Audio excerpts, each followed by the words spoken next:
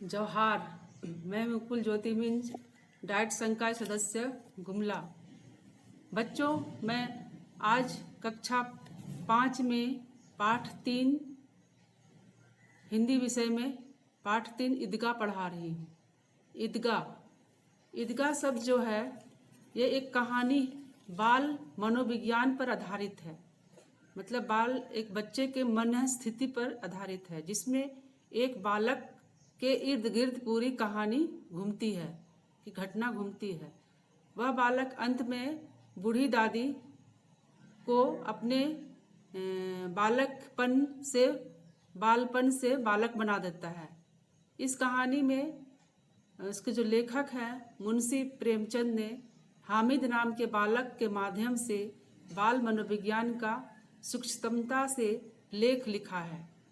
तो बच्चों, इस कहानी को हम ध्यान से पढ़ते हैं। आप इन्हें ध्यान से सुनिए, कठिन शब्दों को, और उन्हें अपने किताब पर अंडरलाइन करिए, इसको मतलब पेंसिल से चिन्ह करिए, और कठिन शब्दों को लिख कर प्रयास करें लिखने का, और साथ में अपना लिखावट पर भी आप ध्यान दें।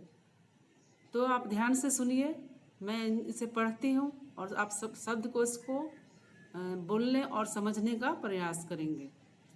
तो आगे बढ़ते हैं। रमजान के पूरे 30 रोज़ों के बाद ईद आई।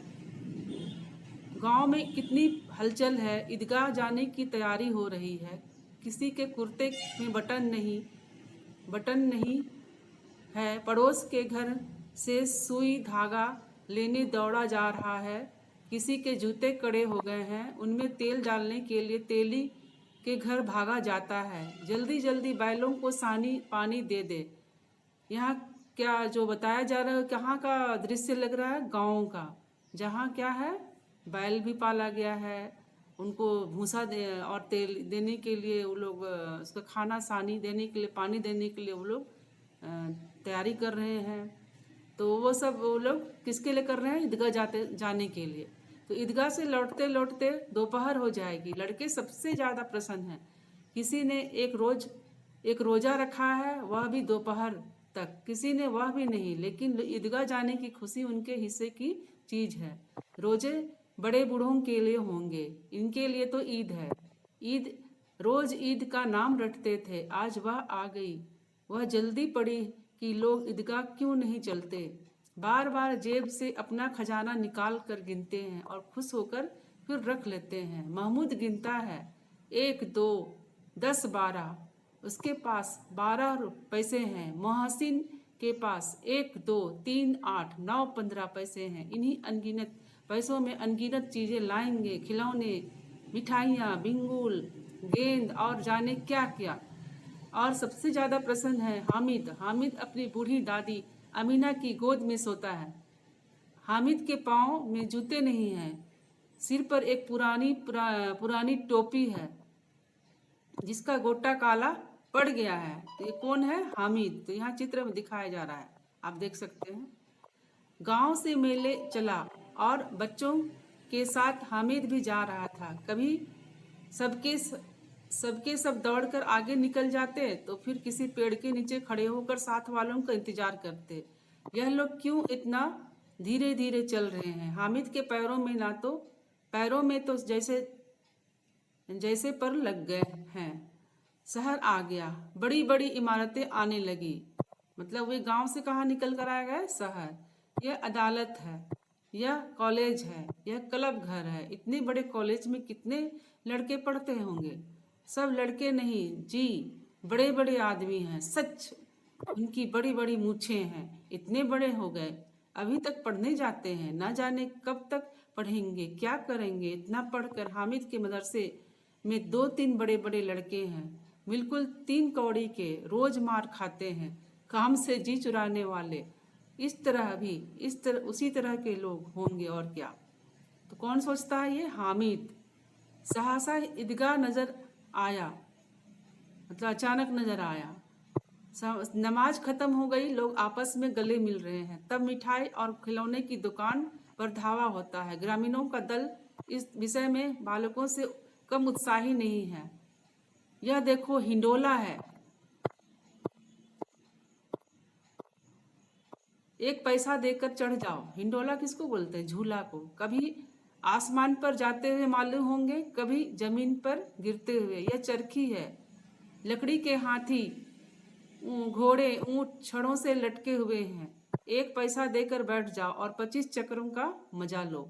महमूद और मोहसिन और नूरे और सम्मी इस घोड़े और ऊंट पर बैठते हैं। हामिद दूर खड़ा है। 3 ही पैसे तो उसके पास हैं। अपने कोष का 1/3 जरा सा चक्कर खाने के लिए नहीं दे सकता। कौन सोचता है? हामिद सोचता है। तब चरखियों से उतरते हैं। अब खिलौने लेंगे। इधर दुकानों की कतार लगी हुई है। तरह तरह के खिलौने हैं। सिपाही और गुजरिया, राजा और वकील, विस्ती और धोबिन और साधु। वाह, कितने खिलौने, कितने सुंदर खिलौने हैं। अब बोलना ही चाहते हैं। मोहम्मद सिपाही लेता है, खाकी वर्दी और लाल पगड़ी वाला, कंधे पर बंदूक रखे हुए। मालूम होता अभी कवायद किए आ रहा है। मुहासिन को विस्ती पसंद आया। कमर झुकी है, ऊपर मशक रखे हुए हैं। मशक का मुंह एक हाथ में पकड़े हुए बस मशक से पानी उड़ेलना ही चाहता है। नूरे को वकील से प्रेम है। कैसी विद्वता है उसके मुख पर। काला चुंगा, नीचे सफ़ेद अचकन, अचकन के सामने की जेब में घड़ी सुनहरी। यहाँ अचकन किसको कहा गया है? जो ये कपड़े पहने हैं इस तरह के चीज को क्या बोलते हैं? अचकन। जंजीर, जंजीर मतलब चेन के जैसा जंजीर होता है जिससे जकड़ा जाता है, चेन। एक हाथ में कानून का पोथा लिए हुए मालूम होता है अभी किसी अदालत से जिरा या बहस किए चले आ रहे हैं। यह सब 2-2 पैसे के खिलौने हैं। हामिद के पास कुल 3 पैसे हैं। इतने महंगे खिलौने वह कैसे ले? खिलौना कहीं हाथ से ना छूट पड़े तो चूर चूर हो जाए, जरा पानी पड़े तो सारा रंग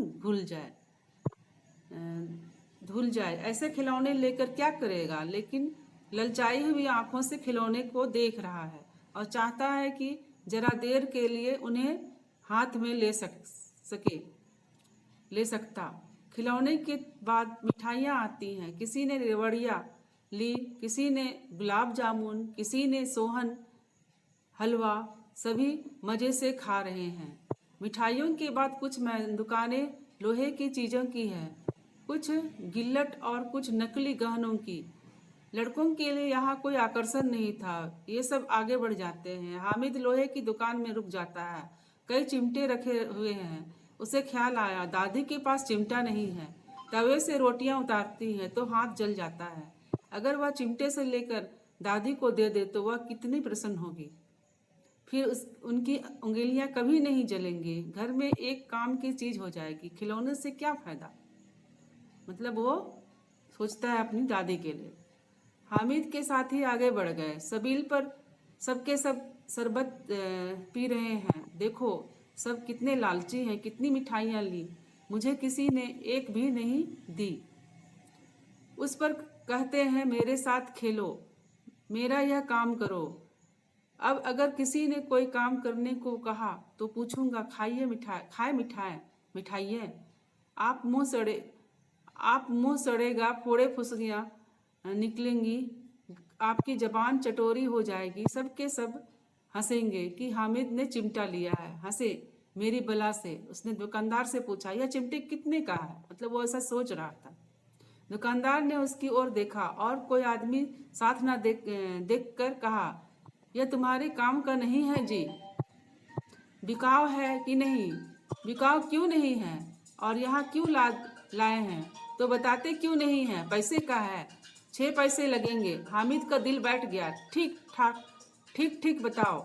ठीक 5 पैसे लगेंगे। लेना हो लो, नहीं चलते बनो। हामिद ने कलेजा मजबूत करके बोला 3 पैसे लोगे? यह कहता हुआ आगे बढ़ गया। दुकानदार की घुड़कियों ना सुने। लेकिन दुकानदार ने घुड़कियाँ नहीं सुनी, नहीं दी। बुलाकर चिमटा दे दिया। हामिद ने उसे इस तरह कंधे पर रखा मानो बंदूक है। शान से अकड़ता हुआ संगियों के पास आया। जरा सुने सबके सब क्या आलोचनाएं करते हैं। मतलब वो अपनी दादी के लिए चिमटा खरीद लिया और सोचने भी लगा इस तरह का। मुहासिन ने हंसकर कहा, यह चिमटा क्यों आया पगले, इससे क्या करेगा? हामिद ने चिमटे को जमीन पर पटक कर कहा, जरा भिश्ती जमीन पर गिरा दो, सारी पसलियां चूर चूर हो जाए बच्चों की। महमूद बोला, यह चिमटा कोई खिलौना है? हामिद, खिलौना नहीं, क्यों नहीं है? अभी कंधे पर रखा बंदूक हो गई, हाथ में लिया फकीरों का चिमटा हो गया। चाहो तो इसे मंजीरे का काम ले सकता हूँ। एक चिमटा जमा दूँ तो तुम लोगों के सारे खिलौने की जान निकल जाए। तुम्हारे खिलौने कितने ही जोर लगाए, मेरे चिमटे के बाल भी बांका नहीं कर सकते। मेरा बहादुर शेर है चिमटा। सम्मी ने खंजरी ली थी, प्रभावित होकर बोला, मेरी खंजरी से बदलोगे? 2 आने की है। जैसे यहाँ चित्र पर आप अपने पुस्तक पर भी देखेंगे। हामिद ने खंजरी की ओर अपेक्षा से देखा। मेरा चिमटा चाहे तो तुम्हारी खंजरी का पेट फाड़ डाले। बस एक चमड़े की झिल्ली लगा दी, ढप ढप ढप बोलने लगी। जरा सा पानी लग जाए तो खत्म हो जाए। मेरा बहादुर चिमटा आग में, पानी में, आंधी में, तूफान में बराबर खड़ा रहेगा। चिमटे से सभी को मोहित कर लिया, लेकिन अब पैसे किसके पास धरे हैं? फिर मेले से दूर निकल आए हैं। नाव कब के बज गए, धूप तेज हो रही है, घर जल्दी पहुंचने की जल्दी हो रही है। बाप से जिद भी करें तो चिमटा नहीं मिल सकता। हामिद है बड़ा चालाक, इसलिए बदमाश ने अपने पैसे बचा रखे थे। अब बालकों के 2 दल हो गए, एक और मिट्टी है, दूसरी ओर लोहा। अगर कोई शेर आगे आ जाए, मियाँ भिश्ती के छक्के छूट जाए। मियाँ सिपाही मिट्टी के बंदूक छोड़कर भागे। वकील साहब की नानी मर गई, चोंगे के मुंह छिपाकर जमीन पर लेट गए।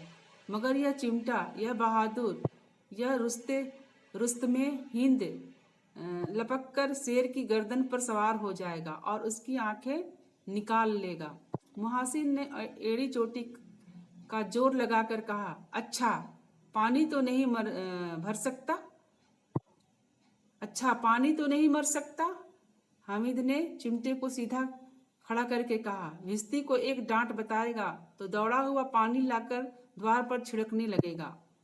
मुहासिन परास्त हो गया, पर मोहम्मद ने कुमुक पहुंचाई, अगर बच्चू पकड़े जाए तो अदालत में बंधे बंधे फिरेंगे, तब वकील साहब के ही पैर पड़ेंगे।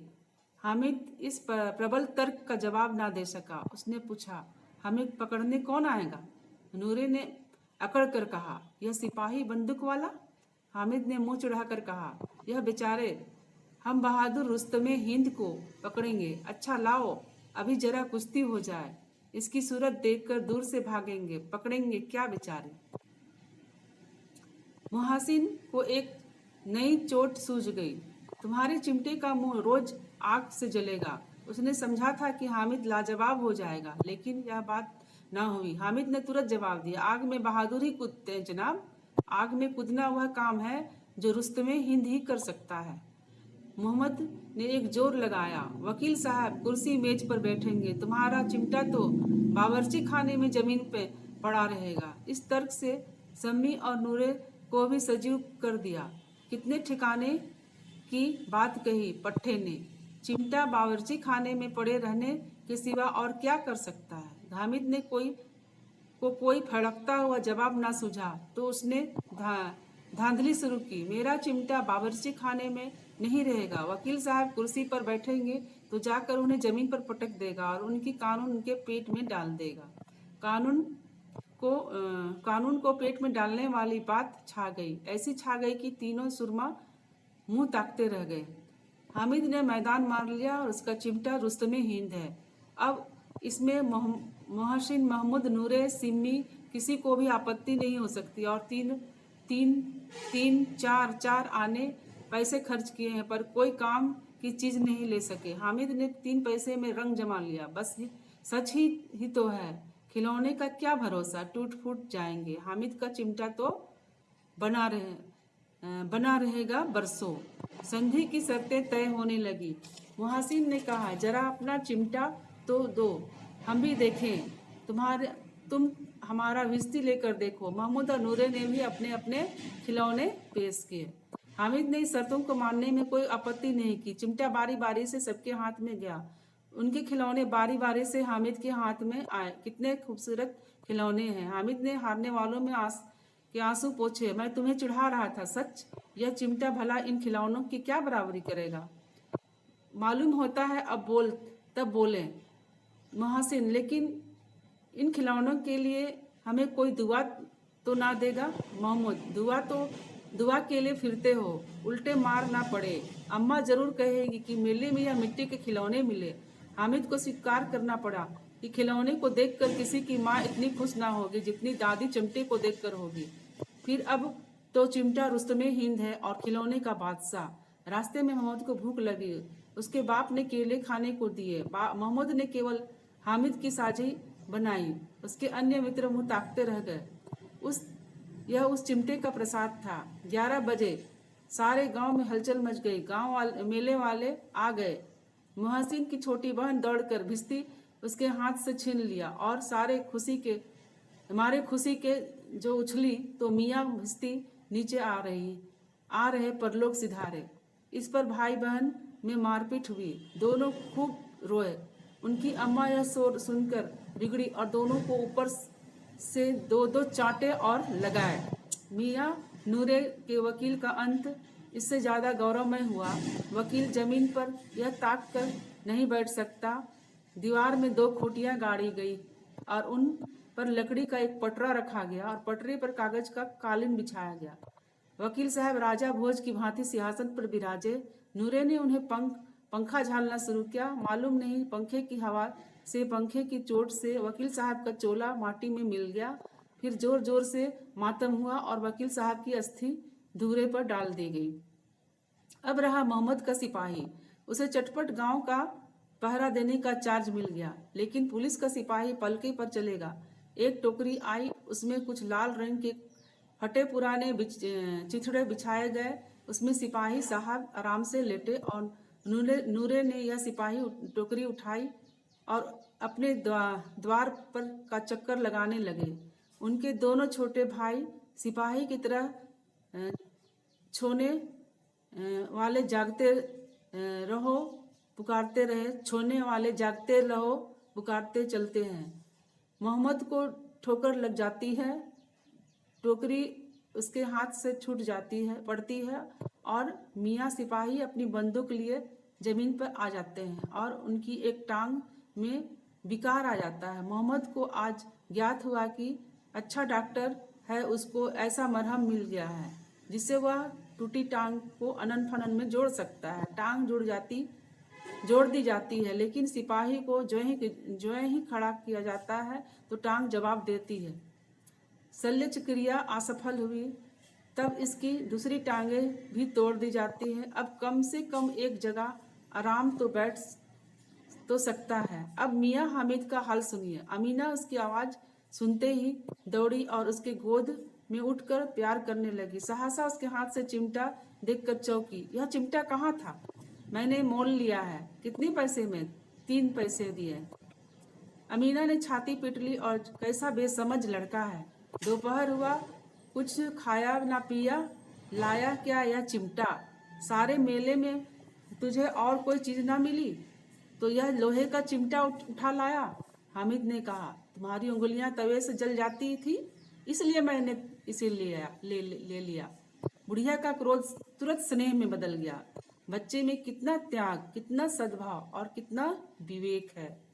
तो ये लाइन आप अच्छी तरह से 2-3 बार पढ़िएगा कि ये कैसे है वो अपनी दादी के लिए सोचता है। दूसरों को खिलौना लेते और मिठाई खाते देखकर इतना मन ललचाया होगा कि वहाँ भी उसे अपनी बुढ़िया दादी की याद बनी रही। अमीना का मन गदगद हो गया। वह रोने लगी और दामन फैलाकर हामिद को दुआएं देती जाती थी और आंसू की बड़ी बड़ी बूंदें गिराती जाती थी, जैसे कि आप चित्र पर देख रहे हैं। दादी है, हामिद है। आप अपने पाठ्य पुस्तक पर भी देख सकते हैं। इस तरह अभ्यास इस कहानी का अंत हुआ। इस कहानी से हमें यह सीख मिलती है कि कि व्यक्ति को प्रत्येक कार्य सोच समझकर करनी चाहिए। सामर्थ्य के अनुसार काम करने पर व्यक्ति प्रशंसा का पात्र बनता है। तो अभ्यास में कहानी से लिखिए, लोग ईदगाह जाने की तैयारी कैसे कर रहे थे, गांव के लोग जब शहर पहुंचे तो क्या क्या देखा, मेले में खिलौने की दुकान कौन कौन से खिलौने थे, ये सारे प्रश्न जो हैं आप स्वाध्ययन करेंगे, पढ़कर अपने कॉपी पर बनाएंगे। धन्यवाद। इस तरह